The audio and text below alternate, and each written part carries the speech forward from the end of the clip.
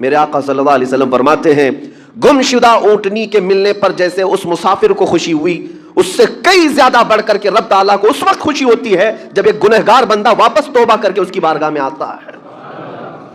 رب تعالیٰ کی بارگاہ میں جب بندہ پلٹ کر کے آتا ہے، رب تعالیٰ فرشتوں پر اس بندے کو دکھا کر رشک کرتا ہے، ارشاد فرماتا ہے میرا بندہ میرے پاس آ گیا، میرا بندہ میرے پاس آ گیا ہے۔ میں نے قرآن پاک کی وہی آیت تلاوت کی ہے جس میں اللہ تعالیٰ فرماتا ہے وَالَّذِينَ إِذَا فَعَلُوا فَاحِشَةً أَوْ ظَلَمُوا أَنفُسَهُمْ ذَكَرُوا اللَّهَ فَاسْتَغْفَرُوا لِذُنُوبِهِمْ۔ اللہ تعالیٰ نے انسان کو بنایا ہے اور انسان بھولتا بار بار ہے اور خطائیں بھی بار بار کرتا ہے۔ خطا کرنے والا اور بھول جانے والا اللہ کی بارگاہ میں ایسا نہیں ہے کہ وہ ہمیشہ کے لیے ناکارہ ہے، بلکہ اللہ تعالیٰ نے اسے زندگی میں بار بار موقع دیے ہیں کہ تو اپنی خطاؤں سے اور اپنی بھول سے پھر سے دوبارہ اپنی اچھی زندگی میں آ جا، اور اسی کو ہم توبہ کہتے ہیں۔ توبہ کا جو آپشن رکھا گیا ہے انسانوں کے لیے، مسلمانوں کے لیے خاص طور پر، بہت ہمت والا ہے دروازہ ہے، بہت ہمت والا دروازہ ہے۔ اور اسی وجہ سے حدیث پاک میں یہ ہے کہ گناہ کرتا ہے بندہ پھر توبہ کرتا ہے، پھر گناہ کرتا ہے پھر توبہ کرتا ہے، یہ کرتا رہتا ہے۔ فرشتے اللہ کی بارگاہ میں عرض کرتے ہیں کہ مولا یہ تو بار بار وہی کرتا ہے پھر توبہ کرتا ہے۔ اگر ہمارے ساتھ کوئی غلطی ایک بار دو بار کر دے، تیسری بار تو ہم اسے چھوڑیں گے بھی نہیں۔ انسانوں کی طبیعت تو یہی ہے، لیکن بندہ جب بار بار ایک خطا کرتا ہے اور پھر توبہ کرتا ہے، پھر خطا پھر توبہ، تو فرشتے جب اللہ کی بارگاہ میں یہ عرض کرتے ہیں کہ مولا یہ ہر بار یہی کرتا ہے، تو جانتے ہیں پروردگار عالم کیا فرماتا ہے؟ ارشاد فرماتا ہے اے میرے فرشتوں، میرا بندہ مجھے رحمان سمجھتا ہے اس لیے بار بار توبہ کرتا ہے، مجھے وہ ارحم الراحمین سمجھتا ہے، ورنہ کون بار بار اللہ تبارک و تعالیٰ کی بارگاہ میں دروازہ کھٹکھٹاتا۔ تو رب تبارک و تعالیٰ ارحم الراحمین ہے، یہ تصور ہر مسلمان کے ذہن میں ہے، اس کی وجہ سے وہ کبھی مایوس نہیں ہوتا۔ اور شیطان کا سب سے بڑا حربہ کیا ہے جانتے ہیں آپ؟ سب سے بڑا بہکانے کا اور گمراہ کرنے کا اور ہمیشہ گناہوں میں ملوث رکھنے کا سب سے بڑا آلہ کہ بندے کو سب سے پہلے نا امید کرتا ہے، اب تیرا کیا ہوگا، تو بہت برباد ہو چکا ہے۔ یہ جو خیال شیطان ڈالتا ہے دل میں، اس کے بعد پھر وہ بندہ جری ہو جاتا ہے، اب میرے توبہ سے بھی کچھ ہونے والا نہیں ہے، جو جس طرح زندگی چل رہی چلنے دو، ارے 50 سال ہو گئے اب تک میں یہی کرتا رہا، اب کیا سدھروں۔ یہ جو خیالات ہے یہ شیطان ڈالتا ہے تاکہ اس کی کفر پر موت ہو جائے، تاکہ وہ ہمیشہ گناہوں کی موت مرے۔ نا امیدی جو ڈالتا ہے شیطان، اب میرے ساتھ کچھ ہونا نہیں ہے۔ نہیں میرے عزیزو، رحمت عالم صلی اللہ تعالیٰ علیہ وسلم کی بارگاہ میں کیسے کیسے لوگ آئے اور ارحم الراحمین نے ان کی توبہ قبول کی۔ آپ کو ایک بات میں بتاؤں، سیدنا عمر ابن خطاب رضی اللہ تعالیٰ عنہ کا دور ہے، مثنوی شریف میں مولانا روم فرماتے ہیں جنت البقیع آپ نے سنا ہوگا، قبرستان مدینے کا، مدینے کے قبرستان میں رات کے وقت ایک بوڑھا آدمی 80 سال کا جو بانسری بجاتا تھا اور اسی سے پیسہ کماتا تھا، اس کی بانسری میں بڑی اچھی لے تھی، بڑی سر اچھی تھی، لوگ سنتے تھے اور پیسے دیتے تھے، لیکن بڑھاپے میں جب سانس پھولنے لگ جاتی ہے، ہانپنے لگ جاتا ہے، سانس نہیں ٹھہرتی، تو بانسری کیسے بجتی؟ اس کی لے ٹوٹ جاتی، لہجے بدل جاتے۔ بوڑھا آدمی اب اس کی بانسری سننے کو کوئی آتا نہیں تھا اور پیسے ملتے نہیں تھے، تھک ہار کر کے وہ آیا، رات کا وقت تھا، جنت البقیع قبرستان میں، 80 سال کی عمر کا ہو گیا ہے، اس نے بانسری توڑ دی، کہا زندگی بھر جس چیز سے میں کماتا تھا اب میری سانسوں نے جواب دے دیا، جسم پھولنے لگا ہے، سانس زیادہ آنے لگ گئی ہے، اب میرا کھانا پینا کیسا چلے گا؟ خیر ارحم الراحمین ہوں تو تیرا ہی بندہ، میرے اہل و عیال نہیں، میرے رشتہ دار نہیں، مجھے اگر تو بھوکا مارنا ہے تو اسی قبرستان میں مار دے، یا اگر میری زندگی باقی ہے تو میرے رزق کا انتظام کر دے۔ وہ رو رہا تھا 80 سال کی عمر میں۔ جب بندہ لاچار و مجبور ہوتا ہے تو پروردگار کو ہی یاد کرتا ہے۔ جانتے ہیں عمر ابن خطاب رضی اللہ تعالیٰ عنہ امیر المومنین مسجد نبوی میں تھے اور ان کی آنکھ لگی تھی، خواب میں رسول پاک صلی اللہ تعالیٰ علیہ وسلم تشریف لائے، کہا عمر اللہ کا حکم ہے جنت البقیع میں جاؤ، ایک بھوکا آدمی کھڑا ہے، اپنے گھر سے کھانا لے جاؤ اور اس کی ضرورت کا انتظام کرو۔ نیند کھلی تو آپ نے دیکھا اللہ کے حبیب صلی اللہ علیہ وسلم کی طرف سے حکم آیا اور رب ذوالجلال کا حکم ہے، گھر سے عمدہ کھانا لیا، دوشادان لے کر کے، کچھ مال و متاع بھی لے کر قبرستان میں گئے، ڈھونڈا کون ہے یہاں پر، تو دیکھا کہ ایک ہانپتا کانپتا ہوا 80 سال کا بوڑھا روتا ہوا نظر آیا. امیر المومنین اپنے ہاتھ میں توشادان لے کر اس کے قریب گئے. کہا تو بھوکا ہے؟ کہا ہاں بھوکا ہوں. بیٹھ چل میں تجھے کھلاتا ہوں. دسترخوان بچھا کر اسے اپنے ہاتھوں سے کھلایا اور اسے اپنی ضرورت کے مطابق جو ضروریات تھیں اس کی ضرورت کے مطابق وہ ساری چیزیں دی. وہ بوڑھا پوچھتا ہے آپ کون ہیں؟ حضرت عمر فاروق نے کہا میں عمر ابن خطاب ہوں. وہ ڈر گیا. حضرت عمر سے کون نہیں ڈرتا تھا کہ کہیں یہ کھلا پلا کر کے مجھے کوڑے نہ ماریں کہ زندگی بھر بانسری بجانے والا آج پکڑا گیا ہے, ہاں آج مجھے یہ سزا نہ دے دے. وہ کانپنے لگا. کہا کہ آپ یہاں کیسے؟ حضرت امیر المومنین کہتے ہیں میں خود نہیں آیا, مجھے اللہ کے رسول نے بھیجا, اور رب تبارک و تعالیٰ کا حکم آیا تھا کہ تو بھوکا ہے اور تو نے رزق مانگا ہے اور مجھے تیرے رزق دے کر کے بھیجا گیا ہے. وہ چیخ مار کر کے گر پڑا زمین پر اور رونے لگا اپنے ہاتھ پھیلا کر. کہا سچ فرمایا مولا تو ارحم الراحمین ہے. 80 سال تجھ سے دور بھاگتا رہا, ایک بار کیا تجھے میں نے پکارا, تو نے وقت کے امیر المومنین کو کھانا دے کر بھیج دیا. اللہ رب العزت کی بارگاہ میں نا امیدی اور مایوسی جو شیطان لاتا ہے اس سے بندے بھٹک جاتے ہیں, بہک جاتے ہیں, انہیں توبہ کی توفیق بھی نہیں ملتی. اسی لیے میرا مولا فرماتا انا عند ظنی عبدی بی. رب تعالیٰ فرماتا میرا بندہ میرے بارے میں جیسا گمان کرتا ہے میں اس کے ساتھ ویسا سلوک کرتا ہوں. تم کیا گمان کرتے ہو؟ وہ سخت پکڑ کرے گا, ابھی مار ڈالے گا. وہ غفار ہے, قہار ہے, جبار ہے, لیکن ساتھ میں وہ ستار بھی ہے, وہ رحمان بھی ہے, رحیم بھی ہے. اگر رب تبارک و تعالیٰ ہر چیز پر پکڑ کرتا تو ہمارا تو جینا ہی نہیں تھا. یہاں پر اتنے گناہ ہو چکے, اور وہ رب تعالیٰ فرماتا وسعت رحمتی کل شیء, میری رحمت نے ہر چیز کو گھیر رکھا ہے. اللہ رب العزت بندوں کو معاف کرنے کا اظہار زیادہ فرماتا ہے. اور جانتے ہیں آپ گناہ جب عام ہوتے ہیں, میں آپ کو اپنے گھر کی بات بتا دوں. میرے گھر میں آپ 4 دن کے مہمان بن کر کے آئے ہیں. کبھی میری کھڑکی توڑ رہے ہیں, کبھی دروازہ توڑ رہے ہیں, کبھی ہمارے گھر کے برتن پٹک رہے ہیں, کبھی فرشی اکھاڑ رہے ہیں. کب تک برداشت کروں گا؟ آپ کو نکال کر باہر کر دیں گے. مہمان نہیں, یہ بلا ہو گئی کہ گھر سارا اجاڑ رہا ہے. ایک چیز پر چھوڑ دیا جائے, 2 چیز پر چھوڑ دیا جائے, یہ انسانوں کی فطرت ہے, انسانوں کی فطرت.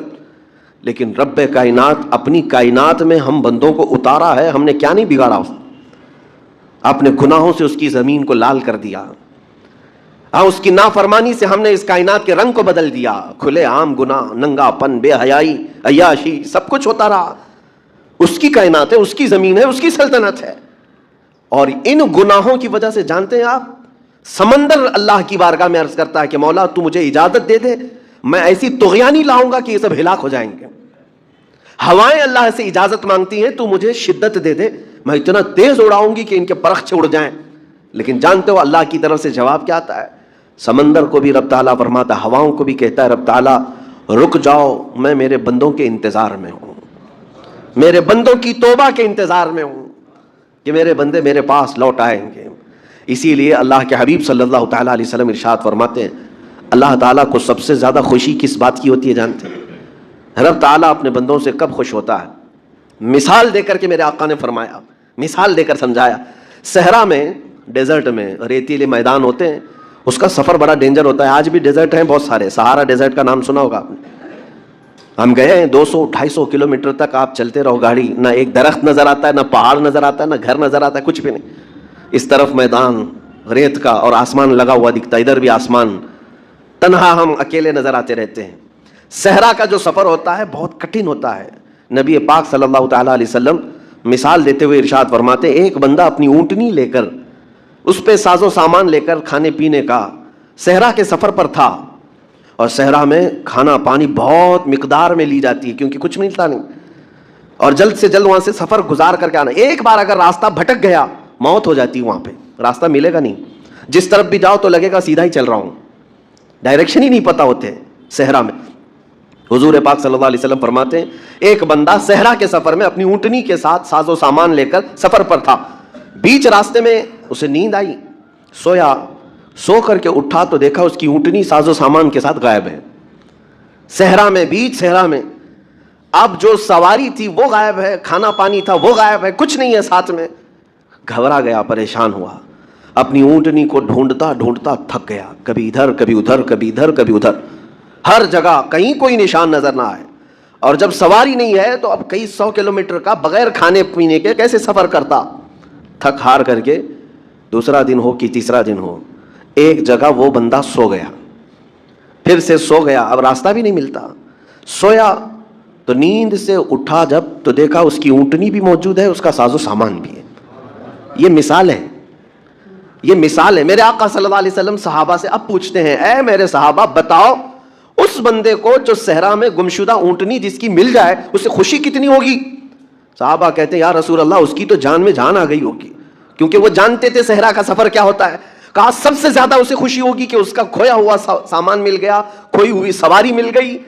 میرے آقا صلی اللہ علیہ وسلم فرماتے ہیں گمشدہ اونٹنی کے ملنے پر جیسے اس مسافر کو خوشی ہوئی, اس سے کئی زیادہ بڑھ کر کے رب تعالیٰ کو اس وقت خوشی ہوتی ہے جب ایک گنہگار بندہ واپس توبہ کر کے اس کی بارگاہ میں آتا ہے. رب تعالیٰ کی بارگاہ میں جب بندہ پلٹ کر کے آتا ہے, رب تعالیٰ فرشتوں پر اس بندے کو دکھا کر رشک کرتا ہے, ارشاد فرماتا ہے میرا بندہ میرے پاس آ گیا, میرا بندہ میرے پاس آ گیا ہے. میں نے قرآن پاک کی وہی آیت تلاوت کی ہے جس میں اللہ تعالیٰ فرماتا ہے والذین اذا فعلوا فاحشۃ او ظلموا انفسهم ذکروا اللہ فاستغفروا لذنوبہم.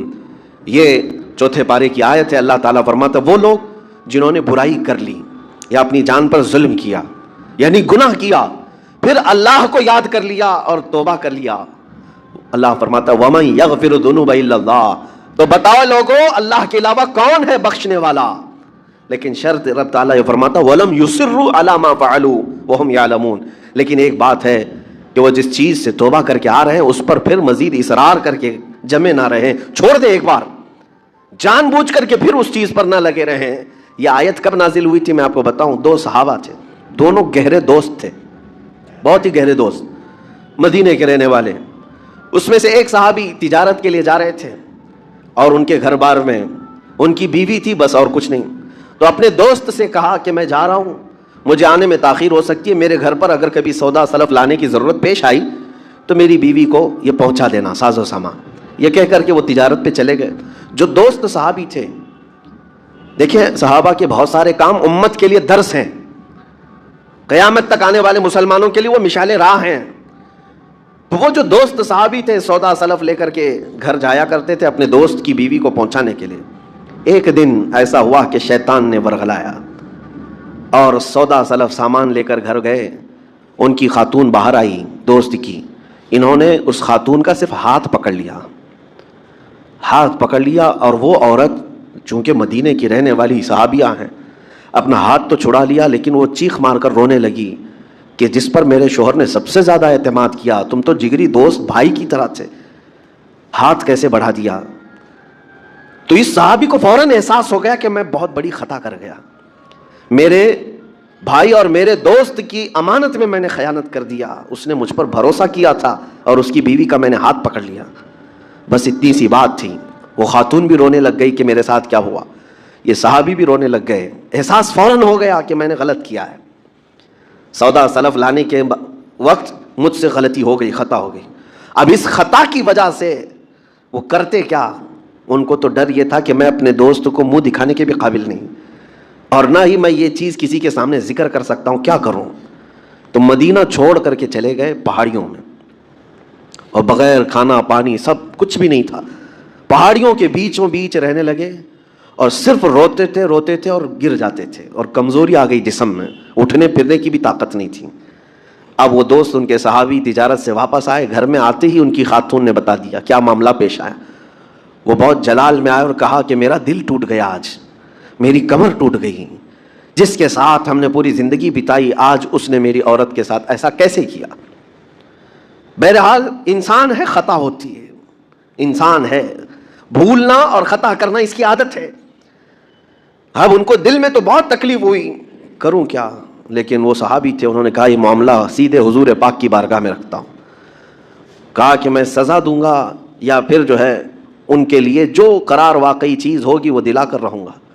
بارگاہ مصطفیٰ صلی اللہ تعالیٰ علیہ وسلم میں تشریف لائے, عرض کیا کہ آقا ایسا ایسا ہو گیا, میرے معتمد ساتھی نے میرے گھر میں ایسا معاملہ کر دیا. نبی پاک صلی اللہ تعالیٰ علیہ وسلم غمگین ہو گئے کہ ان دونوں کے درمیان ایسا کیسے ہو گیا. پھر تھوڑی دیر کے بعد رحمت عالم صلی اللہ علیہ وسلم جو غیب دان نبی ہیں, ہر چیز کو جانتے بلکہ اپنے امتیوں کے احوال سے باخبر رسول ہیں, نبی پاک صلی اللہ تعالیٰ علیہ وسلم اپنے اس غریب صحابی کے حالات معلوم کیے. پتہ چلا کہ وہ تو گھر بھی چھوڑ دیا, مدینے بھی چھوڑ دیا, پہاڑیوں میں جا کر کے پناہ لے کر کے اکیلا تنہا رہ رہا ہے. اللہ کے نبی صلی اللہ تعالیٰ علیہ وسلم اپنے اس غریب امتی صحابی کے حالات معلوم کرنے کے بعد اللہ کریم کی بارگاہ میں عرض کرتے ہیں کہ مولا تو فیصلہ سنا دے. اللہ تعالیٰ نے آیت نازل فرمائی, جو آیت میں نے آج آپ کے سامنے تلاوت کیا. اللہ تعالیٰ فرماتا ہے والذین اذا فعلوا فاحشۃ او ظلموا انفسهم, جن لوگوں نے گناہ کر لیا یا اپنی جان پر ظلم کیا ہے, پھر ذکروا اللہ فاستغفروا لذنوبہم, اللہ کو پھر جلدی یاد کر لیا اور توبہ کر لیا. رب تعالیٰ فرماتا ومن یغفر الذنوب الا اللہ, محبوب بتاؤ اللہ کے سوا کون ہے گناہوں کی بخشش کرنے والا. اللہ تعالیٰ ان کے گناہوں کو معاف کر دیتا ہے جو فوراً اپنے گناہ کے بعد یاد کر لیتے ہیں کہ مجھ سے خطا ہوئی ہے. رسول کریم صلی اللہ تعالیٰ علیہ وسلم نے اس صحابی کو بتایا تیرے بھائی سے بھول ہوئی, خطا ہوئی, لیکن رحمان نے اس کی بخشش کا مژدہ قرآن میں سنا دیا کہ وہ باز آ گیا اور توبہ کر رہا ہے, لہٰذا تیرے لیے بھی یہ زیب نہیں دیتا کہ تو اب کوئی انتقام لے, تو اپنے دل سے معاف کر. یہ صحابی تھے, اللہ کے نبی صلی اللہ علیہ وسلم کے پروردہ تھے, نفسانیت اور خواہشات کے نہیں. یہ فوراً گئے اور اپنے اس جگری دوست کو, اپنے اس بھائی کو ڈھونڈتے ہوئے پہاڑیوں کے بیچوں بیچ جا کر کے دیکھا. ان کی حالت بہت خستہ تھی, کمزور ہو گئے تھے اور روتے روتے اتنا تھک گئے تھے, نہ کھانا ہے نہ پانی ہے, بس یہ کہ ان سے خطا کیا ہوئی تھی, اپنے دوست کی عورت کا ہاتھ پکڑ لیا تھا. بس میرے عزیزو, اس سے بڑا نہیں. ہاتھ پکڑنے پر ان کو اس قدر احساس تھا کہ مدینہ چھوڑتی ہے. لوگ یہاں پورے کے پورے گناہ میں ڈوب جاتے ہیں, زنا میں ڈوبتے ہیں, انہیں احساس تک نہیں. یہ صحابی گئے اور جیسے ہی یہ گئے تو وہ ہوش میں آئے اور رونے لگے کہ میرا بھائی آ گیا اور اب شاید یہ انتقام لے گا, بدلہ لے گا, مجھے مار ڈالے گا, کیونکہ میں نے اس کا اعتماد توڑا, اس کا بھروسہ ختم کیا. لیکن یہ صحابی گئے اور ان کا ہاتھ پکڑا اور اپنے سینے سے لگایا, کہا کہ تو بھی ابن آدم ہے, میں بھی ابن آدم ہوں, انسان ہے, خطا ہو گئی, لیکن بشارت ہے تجھے کہ اللہ نے قرآن میں محبوب کی بارگاہ میں آیت اتاری, تیری بخشش کا پروانہ اتار دیا. وہ اس قدر خوش ہوئے کہ اس صحابی کو تھام لیا اور کہا میں تو مایوس ہو کر پورے گھر بار سب چھوڑ کر کے آیا تھا, لیکن میرا رحمان خدا بندوں کو کبھی چھوڑتا نہیں, کبھی اکیلا ہونے نہیں دیتا, وہ مایوس نہیں کرتا. میرے عزیزو, آج ہمارے پاس وقت ہے جب ٹھوکر کھائیں تو فوراً احساس ہو جائے, جب غلطی ہو جائے. غلطیاں کس سے نہیں ہوتی, گناہ سب سے ہوتے ہیں. اور اسی لیے میرے آقا صلی اللہ علیہ وسلم ارشاد فرماتے ان بنی آدم خطاؤن وخیر الخطائین التوابون, آدم کی ساری اولاد خطا کرتی ہے, یعنی آدمی سب خطا کرتے ہیں, لیکن بہترین خطا کرنے والا وہ ہے جو خطا کرتے ہی توبہ کر لیتا ہے, توبہ کر لیتا ہے. کوئی رات تمہاری ایسی نہ ہو کہ بغیر توبہ کے سو جاؤ, کوئی صبح ایسی نہ ہو آپ کی جو اللہ تعالیٰ کی بارگاہ میں استغفار کر کے نہ شروع کرو. ہر دن توبہ کرو, ہر دن اللہ کریم کی بارگاہ میں استغفار کرو.